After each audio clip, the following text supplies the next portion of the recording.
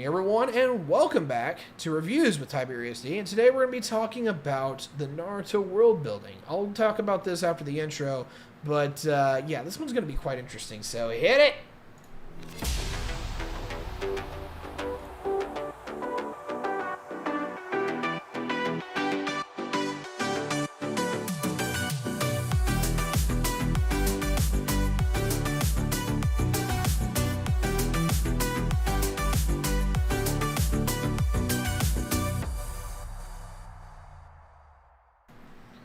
Alright, I hope you all are enjoying that new intro. I am very excited for it. I think it's got a nice little beat, and it's got a nice little thing, and I thank Taze for helping me out. So, for those of you who are not familiar, is that a lot of people are very supportive of what I do. Sometimes I like to shut them out. Sometimes I let them go for a little minute because I don't like to be an absolute hype beast. But I gotta thank the wonderful people that have supported me out. That would be Fallenor, Andy Widener, The West Dude, Julia, Ron Cleveland, Drew, Ace Man, Kamikaze, Samantha, Leah, Revolt Rise, and Shadow Fox.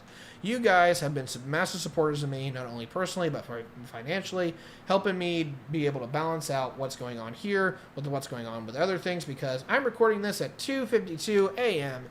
in the morning because I just don't have the time. And if it wasn't for the fact of your guys' support, I wouldn't be able to do this at all because I would have to be working more on that kind of thing and not making the money that actually helps me stay in this chair. So I appreciate everything that you guys are doing, and I really appreciate how you want to help. If you are interested in helping and getting on that list, there is three things you can do. Number one is you can go to my Twitch, you can subscribe, you can do all that kind of thing. Wonderful, easy, simple to work, and largely, just operate that in the same way that you would buy any kind of online transaction. It supports me, supports Twitch a little bit. If that's not your cup of tea, there's two other options. Number two is you can give me a direct PayPal donation using Streamlabs OBS. There's a link down below in the tips section, whether this is on YouTube or it's on Twitch. That is basically a direct PayPal transfer to me that I get to participate with. There's a few people that do that, particularly Julia. She's been really great with that, and so I get the vast majority of money that comes that way. We also have a Patreon. Patreon's really good about its returns. Twitch doesn't take half of it. I've got a $3 set up there, which gives me about the exact same amount of money that you would get for a Twitch subscription. And so overall, if you want to kind of give me just a little bit there, you can check out Patreon. $3 a month helps me out just like it would be a normal Twitch subscription, except you're not giving half your money to Twitch. And finally, there's one more thing. If you want to become instantly on that list, you want to be part of the community, where you can help me be involved. You can be the $10 sponsor on the Patreon, which basically makes you a patron and a producer. So at minimum, I'll just give you a shout out. And if you want to be involved, be like, hey man, I think you should talk about this or that, you can definitely be involved with that. I'm done promoing every now and again. I just got to do it. And this is one of those days I'm going to do it. So today we're going to be talking about the world building of Naruto. Now, on the last episode, or not the last episode, we did Kreia. On the last time we did Naruto, we were talking about the general overall arc of, I'll read that here in a second. We were talking about the general overall arc of what the storyline is, the plot was. We talked a little bit about the characters and whatnot. And it's not a bad universe, but I hyped it up, the world building, because I said it was like Class S or Grade A world building. There's some parts where it's really, really good, and there's some parts where it's really, really bad. So there's two things. What the fuck? Okay. All right. So there's two things here that I want to point out. Number one, there is a significant difference between Part 1's world building and Part 2's world building, because Part 1 has a very more edgier, grittier worldview, and Part 2 gets a little bit more fantastical and not utopian. What's the word here? The stakes completely change and the power levels completely change. And so that's a problem. But Part 2 does add something that really makes up for that, and that is largely how the chakra natures actually work. So let's talk about Part 1 real quick. So in Part 1, you are introduced to the world of Naruto and how it all works. You have the village hidden in the leaves, which is Hogakure, if I remember right. I apologize, I don't remember the actual Japanese translation. But what it is that it is an assemblage or an alliance of multiple clans. They all live together, support each other. It's a modern community. Works really cool. Turns out there's other communities like that, and they're all rivals to each other. And so you have other ninja from other from other, institutions, cities, clans, whatever you want to call it. They will interact. Sometimes it's more peaceful and productive. Sometimes it's rivalry and knives get thrown and people die and all that stuff. And yeah, there's definitely a level of an era of uneasy peace here. So, where this goes into is that it's a lot more edgy and a lot more gritty. You find out in the first couple episodes, Kakashi, all of his friends are dead. All of his friends and cherished ones are dead. What you're getting into is something that is, for a kid's show, or if you will, targeted for young men, teenagers, and, for Naruto and whatnot, is that he's relatively young, like 13 or so in this stance, is that they're getting into some serious shit. And, of course, in the first arc, you'll have the Kanabi Bridge Arc, and largely what you see there is that they're going up against Class B Ninja and Class A Ninja. They're completely over the top, and that gets really spicy really quickly. And it's dark. And you see certain instances where a lot of these things really you get a sense that a lot of these things get really bad. And the funny thing is that for all of what's going on within the village and the leaves, is that you get a sense pretty quickly from the interactions that you have from other villages that the village and the leaves is the good guys. That even with them having child soldiers and training people to be child soldiers, which I want to comment on that, is more like the ninja program is a lot more like the Agoge from Sparta, is that they're training the kids, but they're not actually supposed to be involved in conflict until they're really full-grown adults. And we can talk about that a little bit more with like Itachi and whatnot, but moreover, you're not going to be engaging with other enemy ninja until at least you're like high-level Chunin or you're a certified Jonin, and most people aren't there until they're at least 17, 18, where most cultures would consider you an adult. Okay, table that for a second. Anyway, getting to where I was going here is that these kids are largely... Osiris, stop. God damn it. Okay, so anyway. Oh, yeah, the Warring States era is absolutely horrible, and that's more part 2 that I get into, but I'm not going to talk about that yet. Anyway, part 1 is very gritty. Part 1 is pretty nasty in that regard. It does get even worse because you find out that there is a nine-tailed fox, which is sealed inside of Naruto. He's very much... he's very much bound by this, and there definitely a era of superstition and distrust among him for being the harbor of the nine-tailed fox. Unfortunately, a lot of this is retconned in part 2 to be completely, basically, it's nonsensical in combination with part 1, but hey, it works. But yeah, no, you're kind of right with that comment. But anyway, what I'm largely going with this is that the world building is very dark, but it's largely very balanced. You understand the Genin and the Chunin, the Jonin, and the Hokage. Most of the characters are largely within the confines of what they're able to do. You don't see any things that are really world breaking throughout most of part 1 in that series, and you get the sense that there's some metaphysical powers. They talk about chakra. You're able to do stuff about it. But the one problem I have with part 1 that doesn't make this like just S-tier world building is that you don't get the explanation to how the chakra natures work until part 2, and that's really not even shown in part 1. Some of the wonderful benefits that is elaborated on in part 2 regarding how the natures work with each other, the actual benefits of Kekkei Genkai, and it's largely retconned.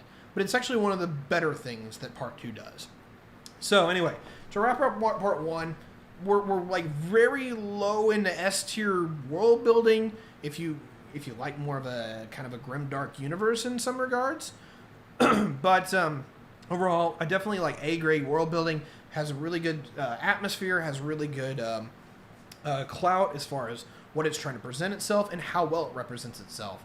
There's not a lot of things that make you go, no way, that kind of thing. Part 2 kind of does away with that, and a lot of it is because the story keeps going on and on and on, and there's a lot of retcons. Some of them do better, most of them not so much. As an example, I talked about this in the general story here, is that Naruto is very special in some regards, that the Nine-Tails is the pariah, and, Naruto is scorned because he's the harbinger of the Nine-Tails. Later in part 2, you find out that there's Jinchuriki, and there's like 9 of them, and all of a sudden all this, and basically, they do a lot to tear down not only Naruto's character, but a lot of the setting that is established in part 1, to where all the tailed beasts have a major importance in the world, and it focuses more on that, but not so much in the regard that that the world makes sense. And you're asking how, so let me elaborate on this. The problem between part 1 and part 2 between the tailed beasts is that in part 1, the tailed beasts are Kurama, or the Nine Tails, is very mysterious. No one understands what Kurama is, why it exists in that regards. They just know it as the Nine-Tailed Fox. It's the super demon. It is the pariah, the unknown force in nature. That is how the Nine Tails is brought up. But whenever you get into part 2, outside of dealing with Shikaku to a large degree in part 1, is that it's return to analogy and nuclear standoff IRL. I know, I get that. But the problem is that it's the evolution between what we see in part 1 and part 2. And part 2 is that these things basically are way more understood, and the entire tone about the tail beast changed. Because at first, you're really only going to believe that there's one. You see Shikaku, and you actually don't know that there is an integral connection between Shikaku and Kurama. In fact, Kurama is not even given a name in part 1. It's just the Nine-Tailed Fox, or the Kyuubi. And so, you don't, for all you know, Shikaku is a completely different entity that has nothing in relation to Kurama outside of that there's a kaiju battle that happens. And it's not like these are the only 2 kaiju. We see the frog that is Gamabunta, we see Manda, which is a giant snake, and then we'll see Katsuyu, which is a giant slug. And so, for all we know, giant red-tailed fox, giant raccoon, they're no more interrelated to each other than Manda or Katsuyu or Gamabunta. So, in that regard, very mysterious, very aloft, and so Nine Tails, ultimate harbinger of doom, completely retcons that with the tail beast in the regards that you have Shikaku, Manatabe, Isabu, Son Goku, all of the other tail beasts that you have, in regards that they're all basically walking nuclear weapons. They all have personality, which no one expected that if you had asked them in part 1, is that they were all going to have their own personalities. Some of them were likable, some of them were weird, some of them were eccentric, and that they're all basically balances of power between the villages. It's not even hinted at in part 1 that there's other Jinchuriki. Major fucking miss. Now granted, we know why. It's because it was retconned. That's fine. You can retcon. But when you set up something later, after you've missed all these opportunities to set up before, it shows that you're not working from ahead and you don't have a grander scale picture of what this universe is, and you're adapting it on the fly. And I'm not shitting on the character or on the writer for doing that, because, quite honestly, I think the series was supposed to end at part 1 with the battle of Sasuke and Naruto at the end of part 1. It just kept getting dragged on because it became a very popular series, and the content producers said, hey, you need to keep making more. And this is kind of one of the reasons why you maybe want to just stop, do a sequel.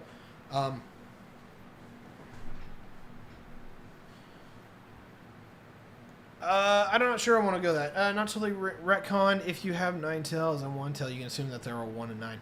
Yeah, I get that where you're going with that, Brento, and that's not a horrible pushback. But, why would you assume that the amount of tails mattered? Manda had 1 tail because he's a snake.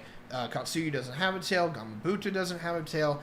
Shikaku has 1 tail, but I mean, he's just, he is a raccoon, and the only thing that makes you gonna go, whoa, okay, is that, the Nine Tails is very influential within Japanese folklore. It's there a lot. I mean, you have the Nine Tails from, obviously, like Pokemon and a few other things that I can just throw out at you really quick, is that it is largely superfluous throughout Japanese folklore. And so, if you know anything, I don't think that assumption would naturally come about or anything about Japanese culture. I don't think that it naturally comes, but I get you. Okay, so, moving forward, is that the world building does get undermined quite a bit. You also have massive power skill differences where even Kage level fighters, such as the legendary Sannin, the Kages themselves, get absolutely bodied by people like the Akatsuki and other people who will eventually be, granted former Kage, but Hashirama and Madara and a few others, to where the point where a lot of the ranks where you think that Jonins are absolutely badasses are not much of anything. Granted, you do get to still see that there's a difference in power between Genin, Chunin, Jonin, and the like, but what the problem that really breaks down with this universe and the world building that comes in part 2 is that, you have numerous characters that make Kage level people, they just completely overshadow them. Tsunade's not that strong when you compare her to later in Naruto or Sasuke or Pain or Nagato, as you want to put it. Madara, Itachi's like on that level, if not even a little bit higher. There's a weird part. I'd love to talk with Swag Kage about the power scaling of some of these characters, but just an original level though is that there's about 40 people in the late stage of the Naruto universe that make all of the Kages look like shit when you put them all together, and that's quite impressive. Granted, some of them are reanimated and from different times. As an example, Madara's like old as hell at this point. He's like 120. But in a general sense, is that what I'm going with here in a nutshell is the world building does get overhauled in a way that actually loses a lot of its grittiness in favor of something that's more grand and more fleshed out, but it completely kind of ruins the original plot design. Okay, I'm done bashing on part 2. I'm going to talk about the thing that I really like out of part 2, which is the design of the chakra natures. Now, I'm not going to say it's perfect. I have some serious criticisms of it, but in a general sense, grade A world building when it comes to the chakra natures. Okay, so if anyone doesn't know what these chakra natures are and how they work, there are 5 chakra natures. You have fire, wind, wind, lightning, earth, water, and then it cycles back around. And the reason it cycles back around is they have an integral relationship to each other. If you are cycling clockwise on the way that it was laid out, is that everything that is clockwise of that, so everything to the right or down, just anything that's clockwise, is that element is stronger than the next one in the preceder. So fire is stronger than wind and is supercharged by wind chakra. Pretty cool. Makes a pretty good balance. If you go the opposite way, counterclockwise, is that they're weak. So fire is strong to wind, but it's weak to water. Makes perfect sense. Okay, this works out really well, and you see a lot, you will see a lot of world building and a lot of character interactions that focus on those interactions. I love the times where somebody uses one nature to counter another. And there's some really good fights, particularly the fight between Sasuke and Sasori, that demonstrate Sasuke shutting down Sasori's earth-powered abilities with his lightning-powered abilities. That is awesome. Absolutely great, top-tier shit.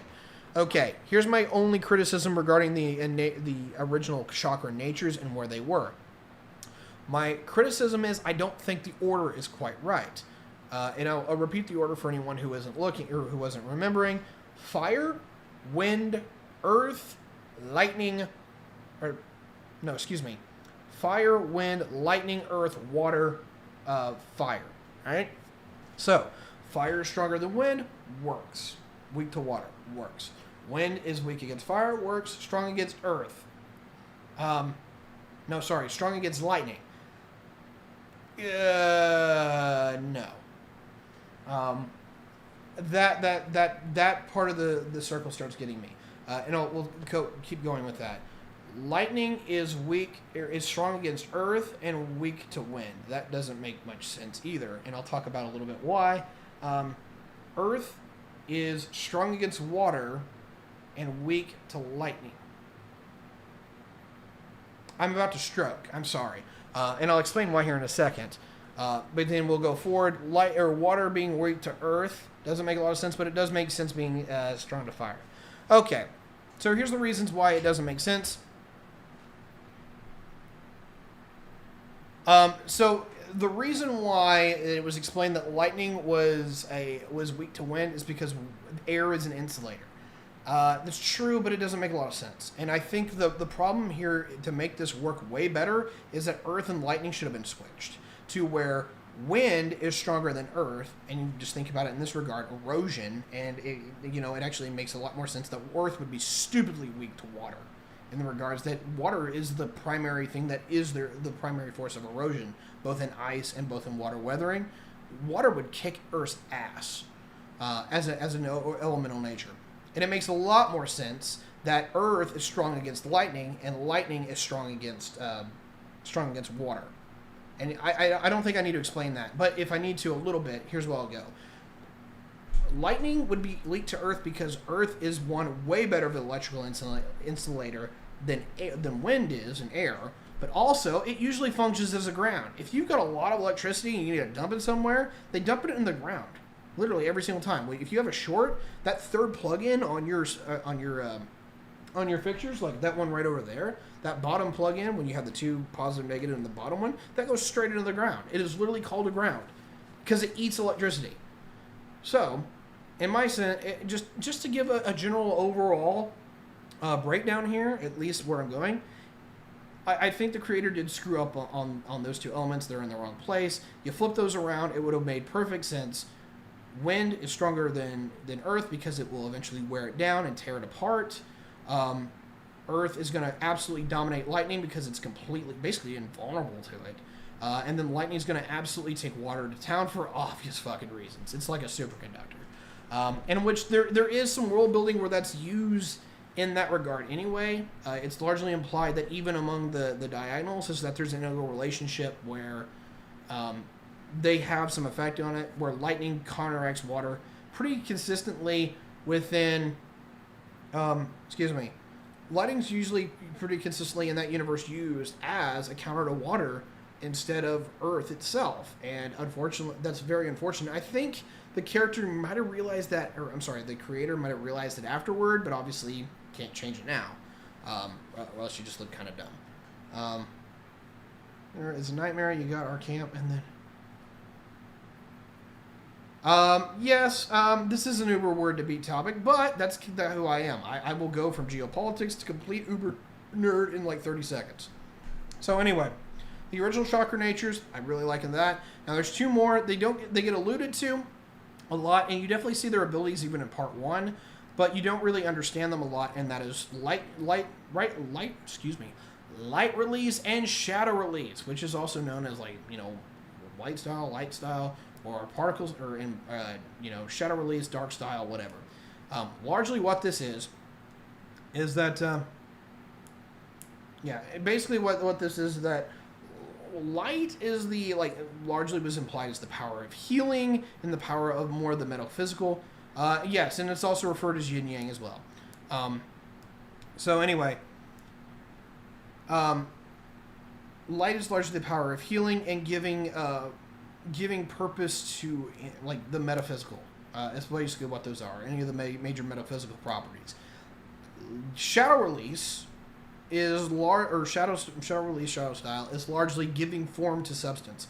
It's largely implied at some point that every jutsu that actually has a form has a bit of shadow release in it, as it is to make a change of chakra form or chakra nature, is that you need to control it and give it form.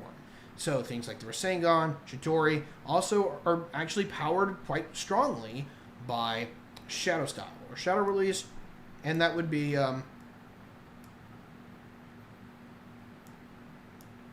very possible. But anyway, if you could actually make a very strong argument between the Shadow Clone Jutsu and the Rasengan that early stage Naruto is probably a master in shadow release, which is kind of cool. Or not nearly a master, but that's his primary thing, is that he is a shadow user. Which would be really cool and something to be absolutely great to expand upon, but they just missed the mark on that, from what I could tell. So, those two don't have an integral relationship with the core 5 because they're kind of on a different plane, and definitely when you get into a yin-yang release where you combine the two powers, is that basically it's the affirmation of all powers. It's basically like demigod powers in a nutshell. I'm not going to talk about yin-yang release, but what I will talk about is the integral relationships between the core 5 because they have the Kekkei Toda, or I'm sorry, the Kekkei Genkais and the Kekkei Toda. This is where this world building doesn't go to S tier. I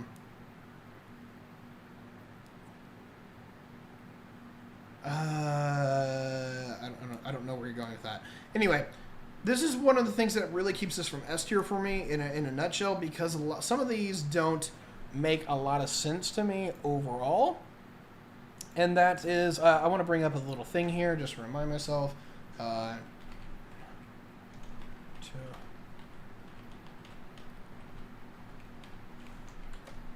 want to bring this up just to get my thing here. Yeah, okay, so cool, so we're good. Some of these I really, really like, and some of these I really don't care for at all. And I'm looking for the one that has all the special things. But, oh, that's cool. There's a little test for it and everything. Okay. Excuse me, I'm having a small thing going on. Okay, cool. Here we go. So, some of these are not completely implied, and some of these get off. X-Men is basically Kekkei Genkai. That is a pretty cool comparison. I agree with that. Ninetales actually undermines Naruto's chakra control. Yes, you're absolutely true in that. All right, so when you take any of the two major chakra natures, it's implied that you get a Kekkei Genkai. But unfortunately, what kind of ruins this a little bit is that you can't learn a Kekkei Genkai. Now, of course, our main character Naruto is eventually going to be able to supersede that. But largely what you get is that you can combine Fire Release and another element, and you get a combination of the two. And so I'm going to talk about all 10 of them real quick, even though there's not actually a full registered 10. Okay, so let's go just around it real quick. If you take water and you take fire and you meld it with wind, you get Scorch Release. What is Scorch Release? Basically super fire release. Makes total sense. It works. A lot of people thought it was kind of lame because it was fire. The only thing I would have done to world build this out a little bit better, any kind of fire attack was going to be orange and it's going to be red, right? Natural, normal fire. Any fire attack that was using Scorch Release or boosted by wind in a natural regard automatically becomes Scorch Release. You can earn it very easily, just tag team duo it to get a Scorch Release ability. Any fire that would be souped up by wind would automatically be blue because it would be hotter, more powerful. Bam, Scorch Release would have been great. Not to say that it's bad, but you only see one person ever use it, and it's largely filler. You can't learn a Kekkei Genkai. No, that's exactly my point. True. Fair enough. Yeah. In Naruto really screws that up because he basically controls like half the Kekkei. He uses all the Kekkei Genkai later on towards the end, which is either both implied and shown in numerous times. But let me finish this out real quick, just to expand upon that and put it in. Is that the problem is with these Kekkei Genkai is that I think the creator screwed himself up with things like wood release, and that it looked like you had to have a special ability to make these, and then all of a sudden some of these just don't make sense in any regard for having. And I think this is where he screwed up, and I'll talk about this a little bit more when we get to Kekkei Toda. Okay, cool. Kekkei Genkai, moving down. The next is Fire Release and Lightning Release. Officially, it didn't have an implied fusion nature. A lot of people suspected that it was going to be Blaze Release, which is what Sasuke uses and Itachi uses as Amaterasu. I absolutely agree with this. I think it's great. Blaze Release, or if you would have been, you can put how much filler you skip. I skipped most of the filler, but anyway, some of the I don't know. Some of it I watched, some of it I didn't. There's quite a bit I skipped, quite a bit of it I rewatched, whatever. Okay, so with Blaze Release, is that I'm 100% with that being the thing. You have black flames. It is basically supercharged fire built out of electricity. It makes sense. Electricity is a great fire starter. If you run an electric current through something, it doesn't matter how much of a resistance it has. You run enough current through it, it's going to burn. Or at least almost anything that you run an electric current through. If you get it hot enough, it'll burn. And so I'm 100% with that being that. I would have called it Arc Release, personally, because it's basically an electric arc that makes it where you just consistently burn. But yeah, Amaterasu, 100% okay with that.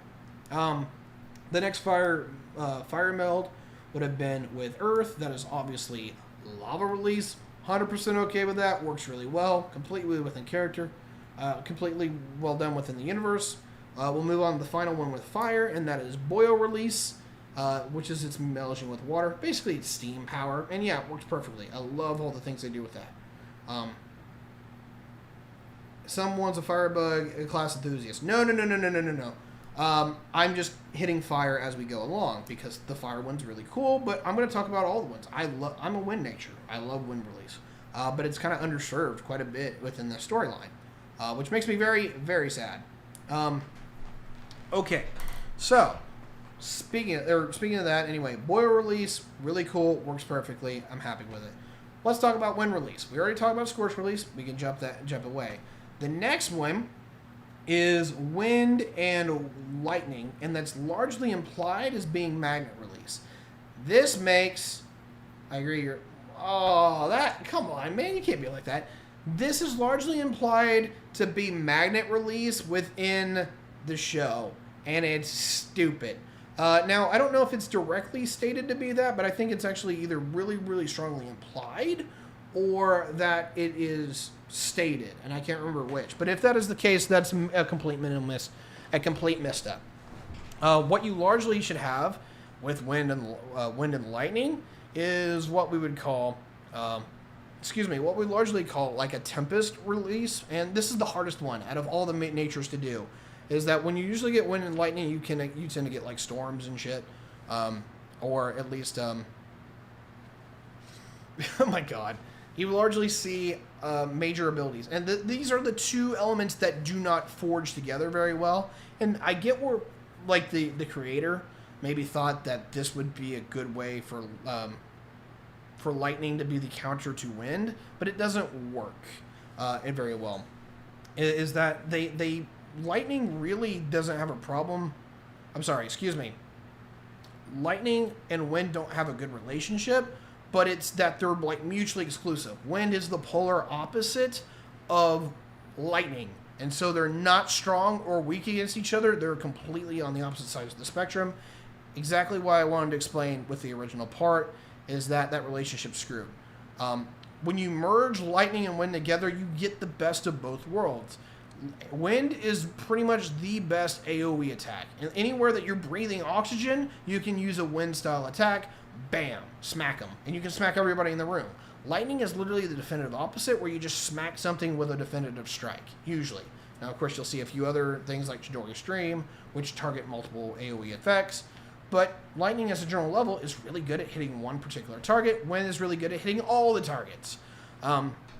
Having a release that relies on wind and lightning would be cool. I don't see it done very well at all in the show, and in fact, if you wanted to, Purple Lightning, Chidori Stream, a few things like that, really could have been great as that hybrid. It just needed to be shown quite a bit differently in the regards that you need to have something that combines the effectiveness of a single attack with an AoE attack. And that's kind of hard to do, but I think you can, and I've talked about it, I've gone over it in my mind. Basically what you're doing is that you would hit something with like a lightning core and then an AoE wind around it.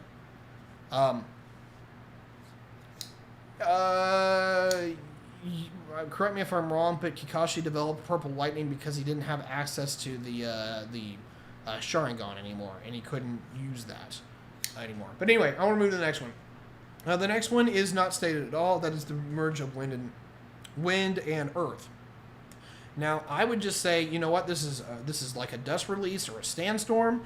The problem is there is a technical dust release, and that is the merging of wind, earth, and fire, and that's the particle style that two users use within that is a major plot point. Particle style, quite honestly, is completely overpowered and probably wouldn't use those abilities anyway. If anything, like, yeah, it could be a Keke Toto where you have 3, and I'll talk about that when we get to the final. But overall, at least for where I want to go, is that Dust Release and just basically being able to hit everyone with a sand attack or a dust storm or whatever is incredibly damaging and incredibly powerful, and it would have made a lot of sense to be the fusion of Earth and Wind, but the creator, I think, screwed the pooch on that one, and you have Dust Release, and it's just, yeah. Okay, so the next one that one gets into is the merging of wind and water, and you get Ice Release, and basically the rationality is that you use the air to pull out the heat within the water. Rock Tornado? Sure. I mean, it kind of makes sense. It's not like tornadoes pick up a bunch of shit and you throw stuff. I mean, yeah. More or less. Just Tornado Release if you really wanted to go that route. Something along the line. Totally works. Anyway, yeah, the final one with wind is Ice Release. Largely is the Sharknado as possible. Good guy, chat. All right, so anyway, pulling this up together. Ice Release I like a lot. It makes a lot of sense. It's a really good counter to Scorch Release or Boil Release. You put fire in with water, cool. You put air in with water, you make it nice and cool. You throw ice shards at people, and Ice Release was cool as hell. Absolutely worked. I really like what the creator did with that, and I believe it's Kishimoto. Could be wrong. Someone correct me if it's not. I really like Ice Release, how it functions, how it plays. Works perfectly sense to me. Fine. Okay, next one. We're getting close. We've cleared through more than half of them already. The Lightning Release and its pairs, we have talked about. Blaze Release, possibly. We have talked about Magnet Release and how it was assigned as wind and lightning. That was the wrong call. Magnet Release makes complete sense as wind and earth. Or sorry, no, excuse me. Lightning and earth. Lightning and earth together should have been Magnet Release. And technically it was an option because it wasn't, I don't think it was expressly stated.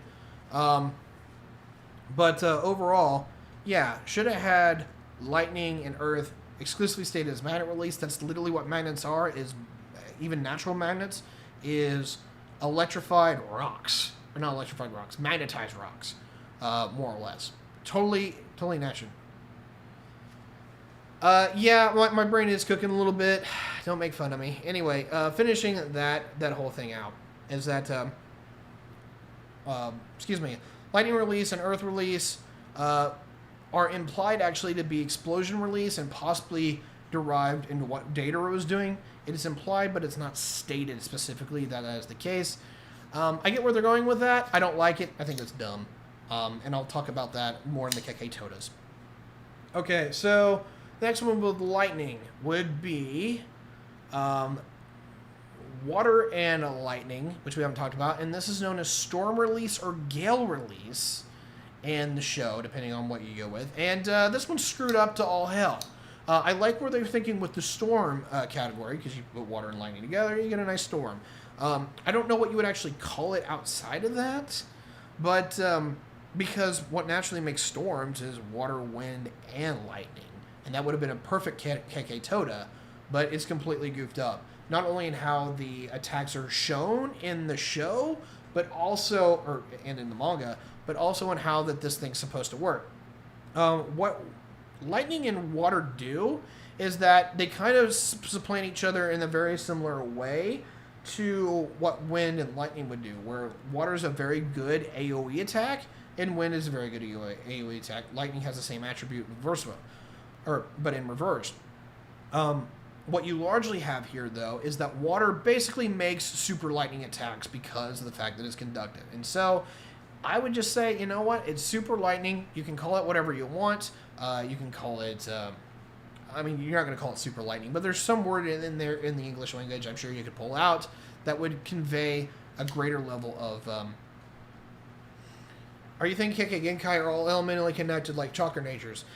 Part of the retcon with Kekkei Genkai is that was part of the thing, but he screws it up to some degree because it doesn't explain like what chakra natures you get to the Sharingan or the Byakugan or any of these other things. It is suspected which ones they are hybrids of, but it's he screws up because he has Kekkei Genkai, which are things that are basically bodily traits, which make perfectly sense in part 1, which I actually didn't talk about, and I'm sorry.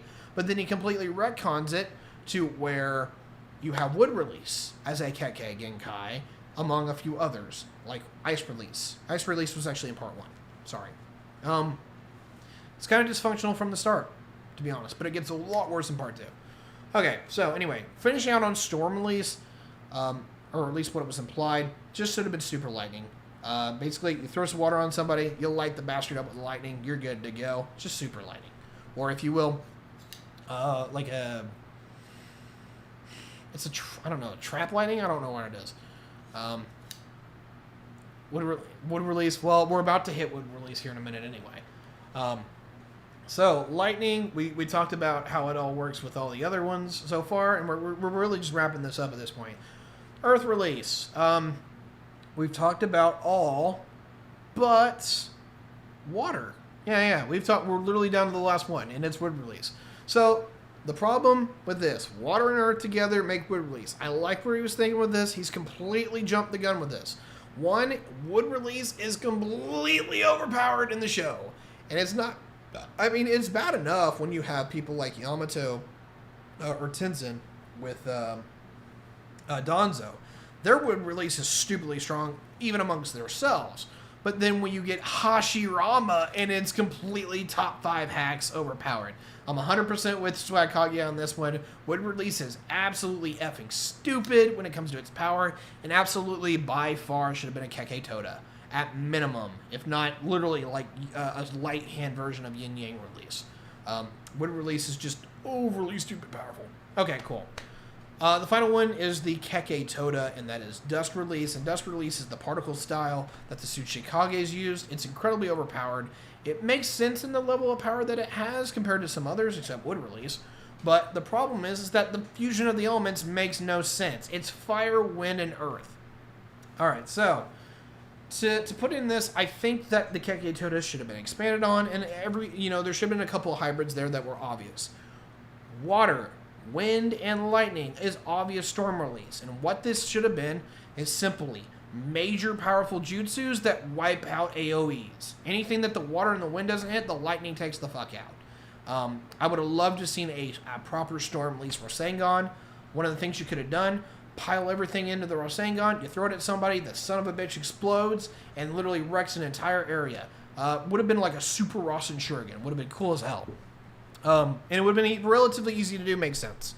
Dust Release, particle style, gets really into that point where it makes sense to be like a super like yin-yang thing, to be honest. But if you want to go with that, Dust Release should have been more of like water, wind, and earth, where you're literally pulling stuff apart by molecules, because these are the powers of erosion. So I would have been fine with that, because that's the level of power that Keke Todas could have been. And so, yeah, that one pretty obvious to me. Fire, lightning, and earth, if you wanted to have a super powerful ability regarding that, that's Explosion Release. You have things like that are made up of substances regarding the earth, that is like dynamite, things that are natural chemicals. You have an ignition source that is, obviously lightning. And then you have the final end product, which is the explosion, which is fire. Works out perfectly well. Explosion Release, you could have had Data's abilities as a Keke Toda, and that would explain why he was one of, even though the weaker Akatsuki's, that would have made a lot of sense to his powers. Explosion Release is largely a Keke Toda based upon earth, lightning, and fire. Meld those all together, you get stupidly powerful explosions.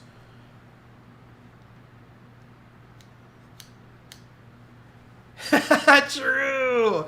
Hey, look, I'm glad, SJ, that you like that idea. But no, like, I actually would have liked it if the creator had put a little bit more science into this. It would have totally made more sense, and would have been a lot more very dynamic grounds for why one would counter another, why would work better than the other, and how these chakra natures would have interacted. I think there was another one I wanted to talk about. I can't remember why. I'm not pulling it, but I'm getting to the level anyway. It's at 45 minutes, so okay. World building top tier. I know I'm critiquing this more than anything, but I'm literally just I'm elaborating on this is A tier world building overall, in a general level, that it's got a lot of good going for it. There's a lot of good story components that are driven from this. He just missed a few things that really would have put this in an S tier for me, because the chakra natures almost are S tier, and it's just that little bits that are kind of screwed up that really keep it out of that. If it had been a little bit more fleshed out and a little bit more congruent, I would have absolutely praised the world building and the Chakra Nature's balance for going absolutely wonderful. Praise Kishimoto. So yeah. Now let's just the fact that the little telecommunication but still use messenger birds. Okay, fine. I hate that you did that, but I'm going to do it. The world building in the regards of Naruto gets really stupid in some regards in part 2, but definitely in part 3. Or if you will, Boruto. What the problem with Naruto is that there is modern amenities in their world, such as TVs and radios that you see, that would completely change the dynamics of how that world would work in major significant ways that really isn't addressed at all, and I'm glad they don't. I'm just kind of looking at that as prop pieces, but it's definitely a problem in Boruto regarding the focus there, is that they're not just prop pieces, they are fundamental parts of how they get around, and yeah, that breaks the world a lot. But yeah. I think they were trying to blend it between old and new, is what they were trying to do. They were trying to build something that would be familiar in a lot of regards, but also have like some context to a lot of older ways. So you'd have like modern amenities in your houses, but the world building would be all to itself. And I think part 1 and to some degree part 2 do that pretty well, and I don't think it really clashes. But part 3 absolutely doesn't work at all. And so anyway, I want to wrap this up. This has been my review of the world building for Naruto. I wanted to get back to this really quickly, unlike some of the other stuff I've done, because I didn't feel like the Naruto episode was that good. I was really tired. I went on for like 2 hours and change about the characters and the world, but I didn't really get to add into the things that I really like digging into about this world, and the world building is actually really good overall. Don't get me wrong, not perfect, but it's really good. Okay. No, when you talk in Obito and now... okay, so anyway. They have explosive paper, not indicative of reality. Well, yeah. So there's a few things there that get a little ridiculous. I like the litmus paper a lot. The paper bombs are a little overpowered, but I assume that they're largely... they're tags that are infused with chakra, and you just have the chakra explode. And that would make perfect sense to me. I mean, some of these things are a little overpowered more than others. Teleportation gets a little stupid. And it's consistently inconsistent. Oh my god. You are talking about, is it Conan who does like 1 billion paper bombs against Obito? Yeah, that was insane. So anyway, yeah, that's largely going to be the end of this. If you guys have any questions, I'll give you 1 minute to ask anything about the Naruto world building and my opinion on it. Otherwise, we'll be moving on, and we'll be ending the stream. Usanagi, oh yeah, Izanagi, holy crap, completely busted. But anyway, we'll largely be ending it tonight, or here for the night, the stream and everything. It is now 3:40 in the damn morning, and I have a life to live, so we're definitely going to be pulling this to an end. But I don't see any questions. I'll give it about 30 more seconds. I'll promo real quick. If you want to contact me, Facebook, you can comment on me on Twitch, Twitter, all these other things. Definitely find me. Very easy to do so. You can have a nice little chat with me. I'll try to make the time for you, because I'm not that popular yet. If I do, then that might be a different case. But yeah, everything down below that you want. You want to check out all my other work on YouTube, you can wait till the end of the video. There will be nice little annotations there. You can click on the other channels. You want to support me, you can. All that wonderful thing. So anyway, without further ado, I have been Tyberius D. This is the end of the the end of my stream for today. It's been an absolute pleasure. Feel free to check out all my other content. You can find everything that I do, for the most part, on YouTube. And without further ado, it's been a pleasure. Have a great one, guys. We'll see you next time.